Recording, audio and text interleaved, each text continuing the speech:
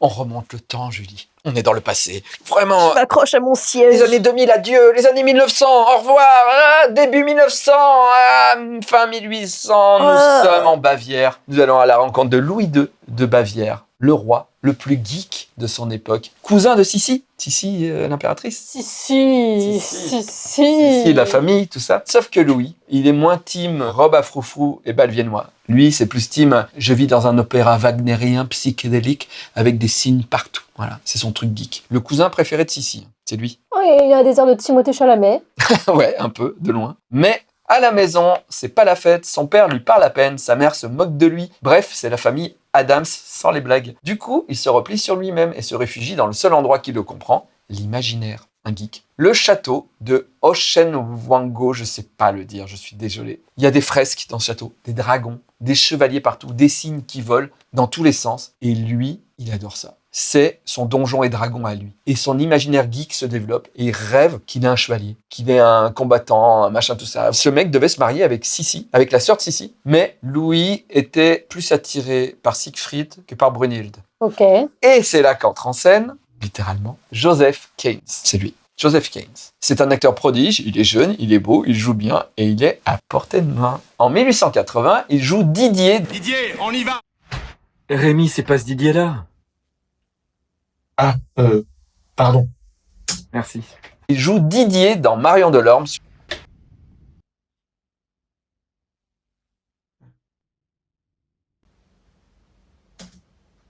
Dans Marion Delorme sur scène à Munich. Et Louis II de Bavière tombe amoureux. Mais pas de Joseph, il tombe amoureux de Didier, le personnage. Ouais. Et là, on rentre dans la fanfiction version boss finale. Oh non. Louis envoie une bague, puis une chaîne en or avec un signe, comme le héros de son enfance. Et ensuite, il dit à lui, tu viens à mon château? Viens.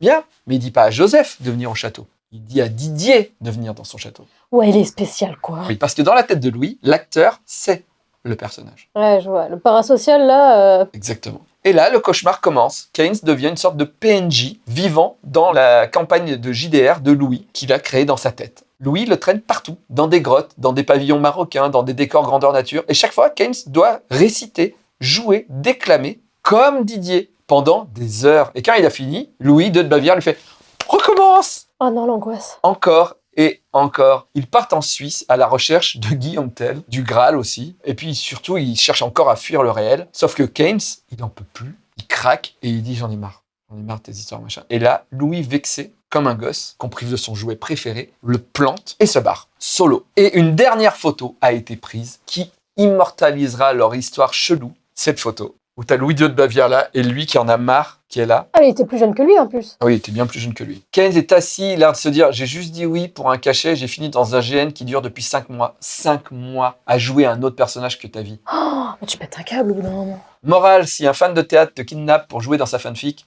cours.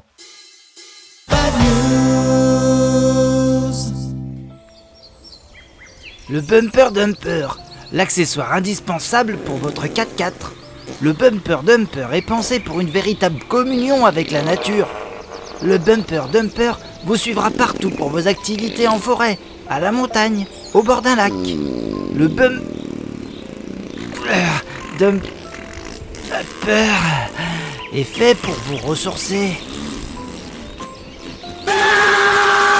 Merci Ariel 2 de Fourvière. Bonjour mesdames, messieurs, transgenres, sans genre, mauvais genre, badounettes, c'est Bad News, c'est l'émission de l'autre actualité, on n'est pas là forcément pour rire, on est là pour faire un état des lieux de l'humanité, et croyez-moi, on est une belle brochette de cons. Je vous rappelle que Bad News, c'est l'émission qui affirme ne pas vérifier ses sources. Nos sources, c'est aussi vos sources, envoyez vos Bad News à mabadnews@gmail.com. Abonnez-vous. Julie, bonjour, bienvenue. Bonjour. A priori, il reste plus qu'une émission et après on change de décor. Oh, il y aura Ten. Il y aura Ten. Allez, on regarde les vidéos d'internet.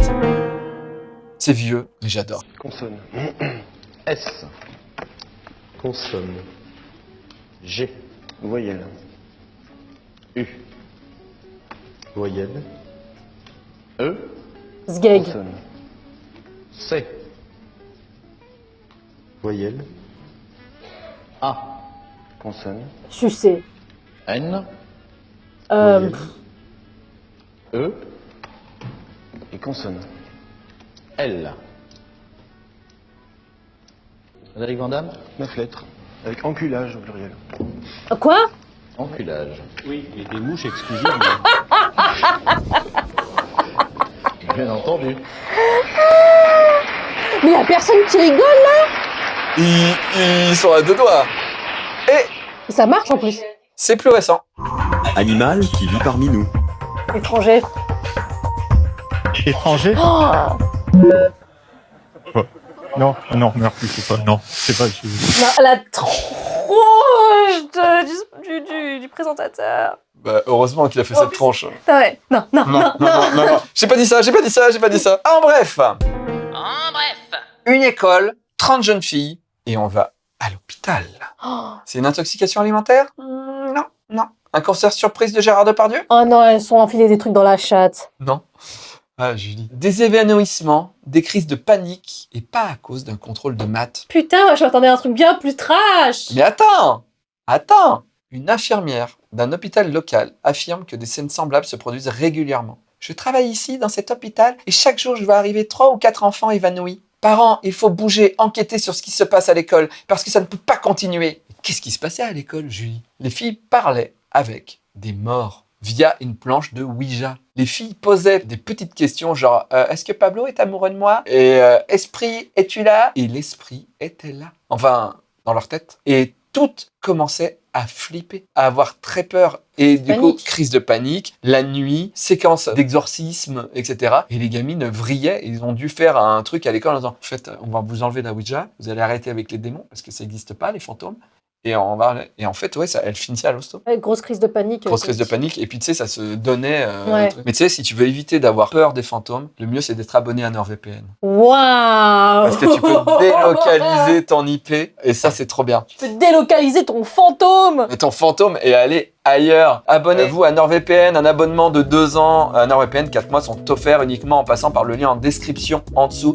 Et c'est garanti, satisfait ou remboursé sous 30 jours. Tu protèges ton ordinateur et ta vie privée. Fini les virus, les malwares, les sites de phishing qui sont passés pour des banques ou des publicités intrusives qui ralentissent ta navigation. Tu peux délocaliser ton IP pour regarder des programmes dans d'autres pays pour devenir un homme alpha international. Moi, je le dis souvent, mais c'est vrai, j'achète mes robots au Japon sur le bon coin japonais grâce à NordVPN parce que sinon tu peux pas y aller. Il y a des sites aussi maintenant des fois qui fonctionnent pas en France. Avec NordVPN, tu peux y aller. Tu as envie de te faire plaisir, par exemple. Voilà, le lien est dans la description. Abonne-toi à NordVPN. Et en plus, ça nous permet de continuer à faire Bad News. Voilà. On passe tout de suite à En Bref d'Itinéris. Avril 2024. Nous sommes à Lis, en Turquie. La police locale décide de dire « fuck » aux dealers en cramant 20 tonnes de cannabis. 20 tonnes, Julie, soit l'équivalent de 228 millions d'euros partis en fumée. Mais genre, vraiment, partis en fumée.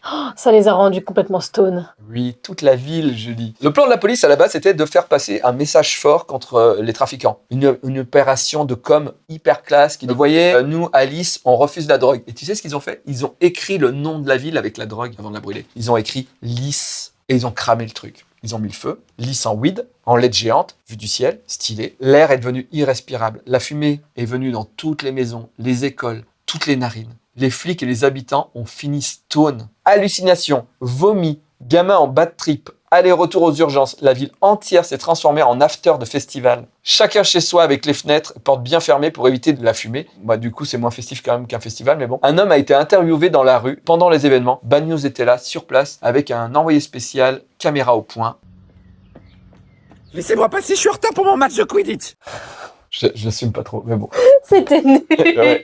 Mais je pense que c'est pour ça que j'aime bien. Un mec du coin a dit de ne pas ouvrir les fenêtres pendant des jours, pendant que des gosses vomissaient des licornes. En tout cas, la police voulait un message fort, ils ont réussi, et toute la ville a compris que la drogue, c'est pas toujours bien, vu que tout le monde vomissait et tout ça machin. Mais le problème, c'est de donner de la drogue aux gens sans leur consentement. Donc du coup, la police, c'est pas ouf. Comme le disent tous les flippers des années 90, don't use drugs. On passe au jouet improbable de la semaine.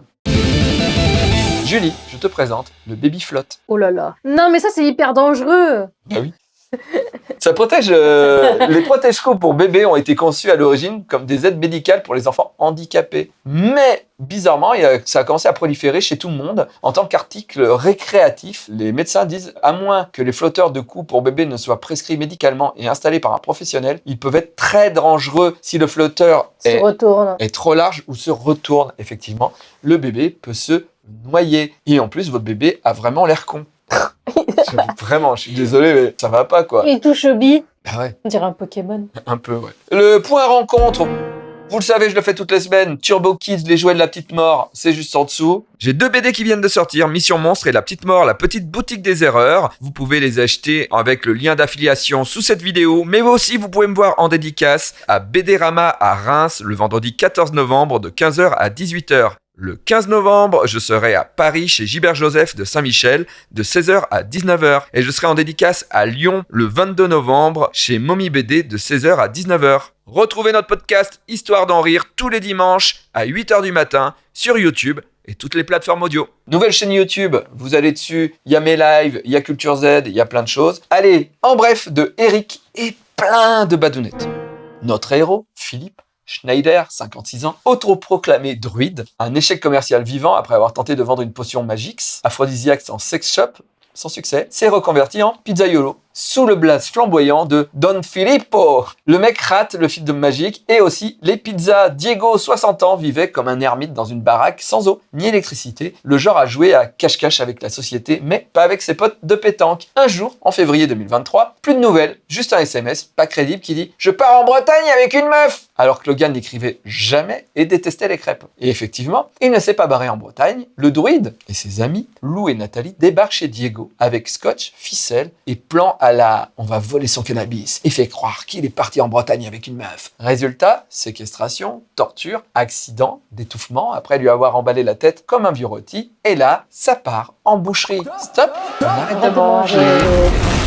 Le corps est découpé par respect, c'est ce qu'ils ont dit, mis dans des bidons arrosés à la javel. Les viscères sont passés au barbecue, les membres à la cocotte minute, les légumes Non, pas les cocottes. Et si, bleu, creuset bleu. Ils ont mis des légumes et des patates pour atténuer l'odeur. Ils ont fait une sorte de pot-au-feu. Lou raconte à la police. Il m'a dit que si quelqu'un arrivait, il fallait dire qu'on faisait cuire de la viande pour le chien. C'est pas moi, c'est lui, j'ai juste coupé les patates. J'ai respecté la transmigration de l'âme, répond Philippe. Nathalie dit « Moi, j'ai rien vu, j'étais défoncé. » Le procès ressemble à un épisode de striptease. Le psy dit que le druide a une personnalité narcissique avec besoin de contrôle, tu m'étonnes. Un passé d'abuseur sexuel et un mec qui prie au-dessus des cendres après avoir découpé son pote. Le trio a été jugé à Rodez. L'avocat de la famille a préféré garder le silence, peut-être parce qu'il n'y a rien à ajouter sur le fait qu'ils ont cuisiné leur pote avec des légumes, l'ont mangé et ont fumé sa bœuf. Voilà, suite de peut-être dans d'autres bad news. C'était quand ça? C'était en 2023. Waouh. Ils ont mangé un gars. Waouh. Allez, le porn de la semaine. Ah oui, la transition. Là, tu dois retrouver la parodie, ok? D'accord. 1941, la Seconde Guerre mondiale fait rage. Après avoir tenté vainement de s'engager dans l'armée pour se battre aux côtés des Alliés, pour draguer des petites femmes françaises, le héros, frêle, timide, se porte volontaire pour participer à un programme d'expérimental qui va le transformer en un super soldat. Captain America. Oui, Captain America, un super soldat à la banane, extra dur. Sous le commandement du colonel Chester Phillips, il s'apprête à affronter l'organisation scientifique secrète des nazis aux côtés de Bucky Balls et de Peggy Carter. Captain America, c'est nul, c'est cheap, voici quelques secondes, ça suffit. Oh là là.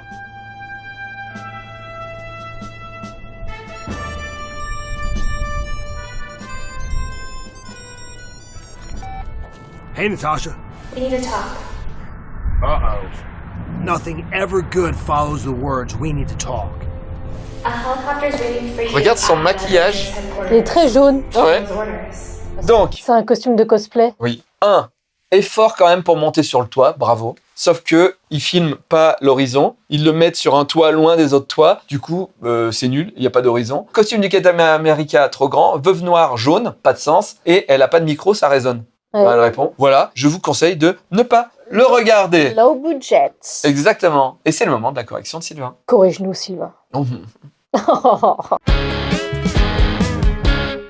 Bonjour les badounettes. Bonjour, mec. 331, c'est le numéro de la bad news que nous voyons aujourd'hui. 1000, c'est le nombre de fromages dans notre beau pays, à la louche fromage. Davy affirme avec sérénité au tout début. Julie, je t'emmène au Japon, l'autre pays du fromage? Alors, figurez-vous que non, c'est plutôt les Pays-Bas, avec en fer de lance le Gouda et les dames, représentant des fromages à pâte pressée et non cuite. Le Gouda, ça s'appelle Gouda parce que ça vient de la ville de Gouda, et les dames parce qu'il était exporté du port des Dames. Il y a du fromage au Japon, mais c'est pas ouf en termes de production, hein, parce qu'ils ont pas trop la place sur leur petite île étroite pour élever des vaches ou d'autres animaux qui font du lait en quantité suffisante. Néanmoins, existe le Sakura, qui veut dire, comme chacun le sait, fleur de cerisier. Parce que il est affiné dans ce genre de fleurs. Mais voilà, pays numéro 1 du fromage, c'est nous, la France. Pays numéro 2, les Pays-Bas. Parce qu'ils ont la mimolette aussi, en plus. Et Dave, mais rien à voir, c'est lui. Alimentaire toujours, à 20 minutes de projection. Puisque Davy me demande... Sylvain, est-ce que le pipistou, c'est à base de pipi? Alors non, le pistou c'est fait à base de basilic, d'huile d'olive et d'ail. Après, rien ne vous empêche d'ajouter du fromage dedans, hein, fromage râpé là. Ou, comme suggéré implicitement par Davy, du pipi, pipistou, de l'urine, l'urinothérapie. Alors, je vous arrête tout de suite, c'est des conneries. Hein. Le pipi c'est des déchets, faut pas réingérer ses propres déchets, c'est complètement con. Le corps il comprend plus. Après, pas loin du Japon, il y a la Chine. Et en Chine, il y a le tongzidan. Zidan en tong. Tongzidan, qui se traduit littéralement par œufs de garçonnet. Parce que c'est des œufs bouillis dans de l'urine de garçon prépubère. Ouais. Allez voir. Sinon, il y a le fromage de bite aussi. International, là, pour le coup. Mais on en avait déjà parlé. Hein. Vous pensez que les Chinois peuvent faire du fromage avec du fromage de bite? D'adultes, évidemment. Foutez la paix aux prépubères. Les Chinois ou les Japonais, d'ailleurs, hein, au point où on en est. Ce qu'on sait, c'est qu'on peut pas trop faire du fromage avec du lait de femme. Déjà parce que, elles veulent pas. Et ensuite, parce qu'il n'y a pas assez de caséine. Donc le résultat est trop éclaté. Il y a déjà eu des tentatives, hein, mais c'était plus pour le lol. Le reblochon. Cool nom. Je vous laisse en trouver d'autres dans les commentaires. Des noms de fromage de femmes. Ou d'hommes, avec le fromage de bite. Mais c'est plus... Enfin, c'est moins... Enfin, disons qu'il en faut beaucoup des hommes hein, pour en faire. Peut-être brancher à une machine géante, comme dans Matrix. Bref, vous me dites les noms que vous avez en commentaire. Au revoir les badounettes. Merci beaucoup Sylvain, merci Julie d'avoir été avec nous. Plus qu'une émission. J'ai envie de faire pipi. Eh ben tu fais pipi, on tourne la prochaine émission ici, vous ce sera la semaine prochaine à 17h45 et après ça change de décor. Pourtant que la montagne est belle, comment peut-on s'imaginer